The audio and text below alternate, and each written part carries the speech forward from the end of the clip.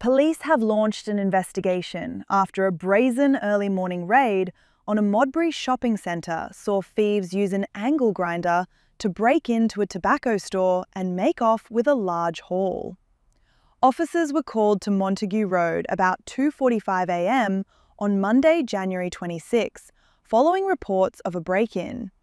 By the time police arrived, the suspects had already fled the scene. CCTV footage showed 3 offenders forcing their way into the centre before cutting through security to access the tobacco shop. Detectives said a significant quantity of tobacco was stolen, and inquiries were continuing to identify those involved.